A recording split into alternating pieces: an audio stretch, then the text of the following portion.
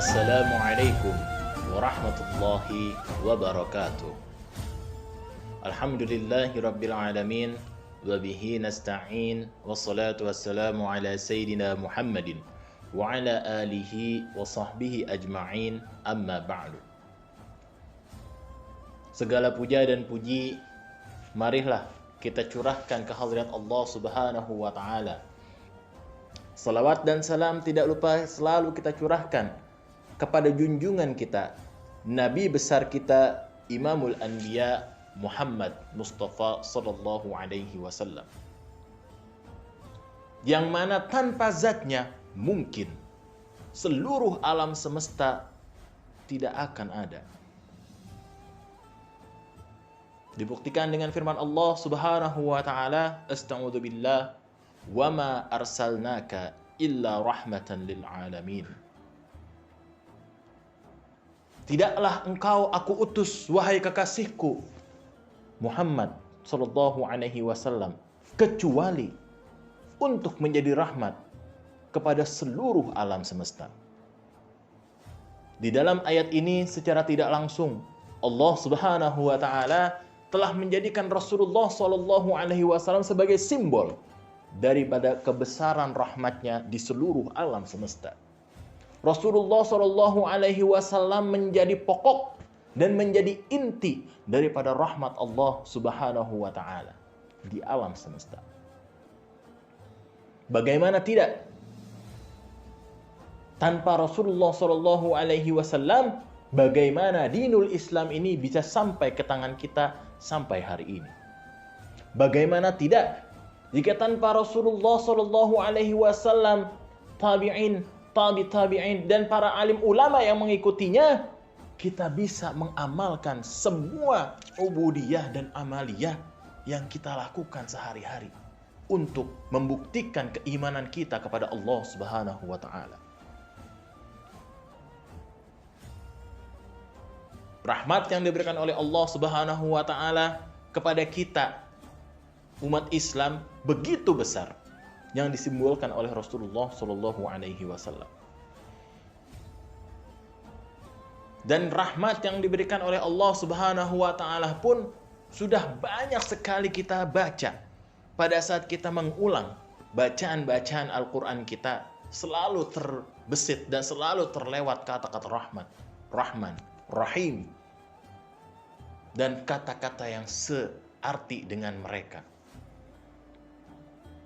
Sebagai contoh yang paling kecil saja dari lafaz Bismillahirrahmanirrahim, lafaz yang telah Allah Subhanahu wa ta'ala bukukan di dalam kitabul Quranul Karim, dan lafaz yang selalu diajarkan oleh para alim ulama kepada kita untuk selalu kita baca sebelum kita memulai pekerjaan yang baik untuk diri kita. Kebaikan itu mencakup kepada kebaikan di dunia maupun kebaikan di akhirat. Kita selalu diajarkan, kita selalu dididik, kita selalu ditarbiyah untuk membiasakan lisan kita untuk membaca lafaz tersebut sebelum kita memulai sesuatu. Rahmat yang terkandung dalam lafaz ini, jika kita ingin tafsirkan, Bismillahi hanya dengan menyebut nama Allah Subhanahu wa ta'ala, yang bagaimana Ar-Rahman, Allah yang Rahman, Allah yang Maha Pemberi, Allah yang memberikan rahmatnya kepada seluruh makhluk di dunia, baik yang berakal maupun tidak, baik yang bergerak maupun merangkak, baik yang melata maupun hanya diam di tempatnya. Semua makhluk hidup selama masih di dunia, maka Allah Subhanahu wa ta'ala akan memberikan rahmatnya kepada mereka, baik mereka beriman ataupun tidak. Untuk mereka yang beriman, rahmat Allah Subhanahu wa ta'ala merupakan sebuah hadiah, sebuah nikmat. Untuk mereka yang belum beriman, maka rahmat yang diberikan oleh Allah Subhanahu wa ta'ala merupakan sebuah muhlah atau kesempatan.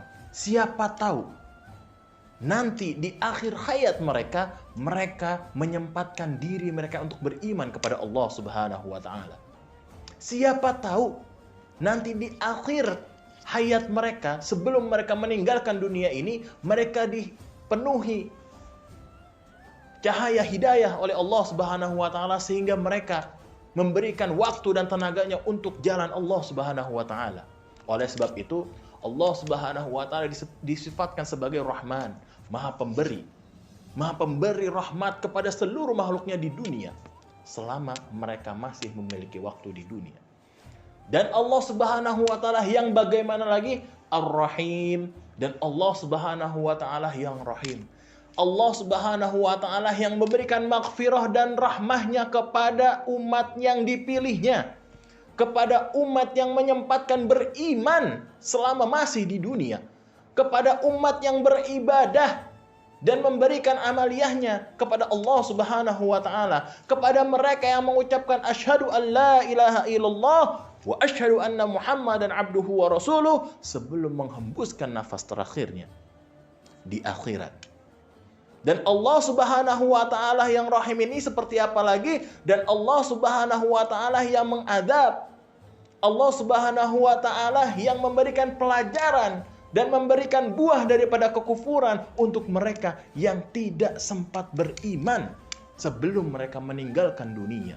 Kepada mereka yang masih dalam kekufuran pada saat mereka meninggalkan dunia.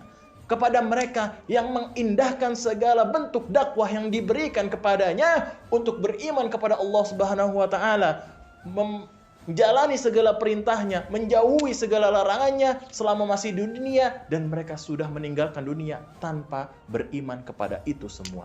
Dan Allah Subhanahu wa taala pun Maha Pengazab dan Maha Pemberi pelajaran kepada mereka semuanya. Makna Rahman dan makna Rahim memiliki makna yang sangat-sangat mirip akan tetapi berbeda maknanya. Dari sini kita bisa melihat bahwasanya rahmat Allah Subhanahu wa taala itu untuk mereka yang masih ada di dunia tidak terbatas. Siapapun bisa mengambilnya.